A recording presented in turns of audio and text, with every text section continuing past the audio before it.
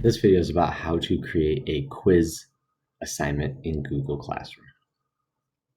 So one of the great features with Google Classroom is the ability to use Google Forms. So we're going to click on this quiz assignment. We're just going to call it CTE trial. Take this quiz. And then here you're going to see that it has a blank quiz. You also have the option to make it lock mode when students are on Chromebooks. So if you're in class and you're going to deliver this quiz, you can actually lock it so that students can't open up any other tabs or windows and look up information while they're taking the quiz, which can be really handy. For right now, we're going to leave that off though. There's another toggle right here that's for grade importing. This is really important.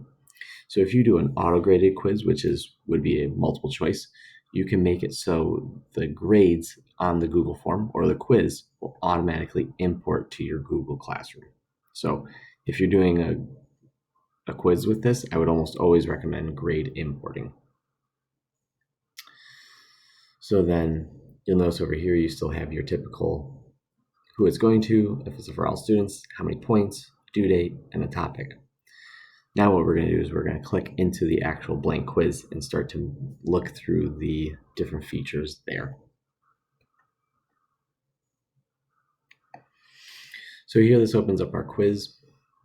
The quiz is a little bit different than a typical Google form, which the differences can be found in the settings. Some of the settings that you'll want to make sure you look at under general, I almost always collect email addresses so that a student couldn't, instead of having a required question at the top for a student to put in their name, realistically, they could actually write anybody's name in there. Most of the time that won't happen, but I always collect email addresses just because it makes it a little bit more secure. Many of our classes do not have, or many of the students in our classes prefer to use their home district login just to kind of consolidate their workflow. So I would actually uncheck the restrict to just TSC BOCES and its trusted organizations. Actually, you could probably leave that checked because their home districts are trusted organizations. Limit to one response. This is if you want them to only be able to take the quiz once. So typically you would check that. Respondents can edit after submission. So typically with a quiz or an assessment like this, you would not have them edit it after they submit it. And then see summary charts and text responses. I would leave that unchecked as well. Under presentation, you can have them show a progress bar. Sometimes shuffling question order can be really handy, especially if everybody's sitting next to each other. This makes it so the questions are jumbled so that cheating is a lot harder. And here, this is where it makes it a quiz. You can turn on the locked mode, and then you can release the grade. Right now it's sent immediately after submission. So if it's an auto-graded quiz, which would be multiple choice, the student will submit it, and then they will know immediately afterwards what grade they got. You can also change it so that if you wanted to maybe curve your grades, you could, after manual review, you could submit their grades later. So those are the key settings that you want to look at. So again, I always have it checked. So I collect email addresses. You can choose whether you want to restrict to TSC BOCES and trusted organizations or not, and usually limit to one response. And then make sure you save that. Then you typically title it test. And then here you can have your questions. You would, when was, ... And then right now you'll see that it's in short answer. Let me pull up my mouse. You'll see it's in short answer. You can have short answer questions. You can have paragraph options, multiple choice, drop down checks, all these other things. But to me, one of the best features is for this to be auto-graded to save you a little bit of time.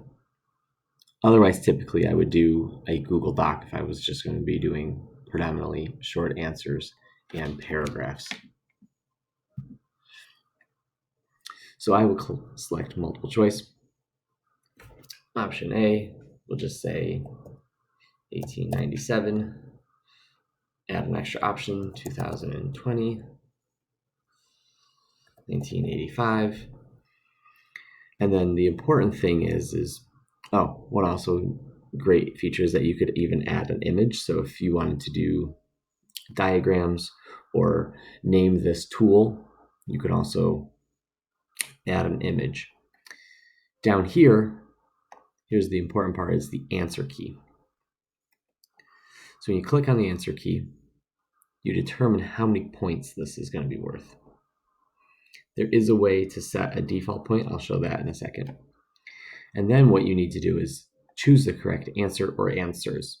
So we'll just say that it's 2020, and then you'll notice that it gives it a green check mark that indicates that this is the correct answer. You can also even add answer feedback. So you can maybe say, give an example of why that is the correct answer. It's a lot of extra work, but if you wanted to, that would be really helpful for students.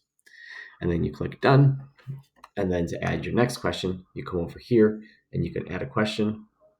You can also import questions. So if you have them maybe typed out in an Excel sheet, you can add title and description. You could add a picture. You can even add a video, and you can add a section. You can duplicate your questions, delete them, and make them required.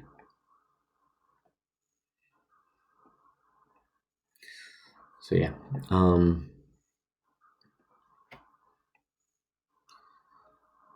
Preferences. And then I always have collect email addresses. You can also make a default quiz point value. This is really handy, especially if you're going to be making lots of them. Typically, I do 1 or 2.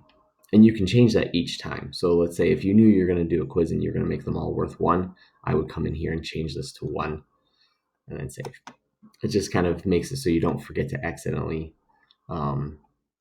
change the points, because oftentimes you forget to put in the points and then you get aggravated at the end. Done. If you really don't want a purple quiz, you can come up here to customize theme and you can choose colors. You can even choose an image.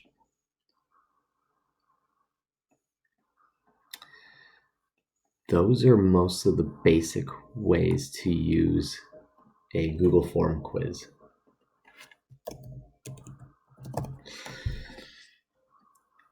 If you have any further questions, I might make some other videos, and also YouTube has a plethora of information.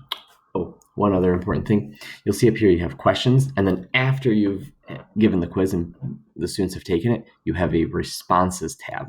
Now, we're waiting for responses, but this will give you a few options, and I'll make another video about how to look at these.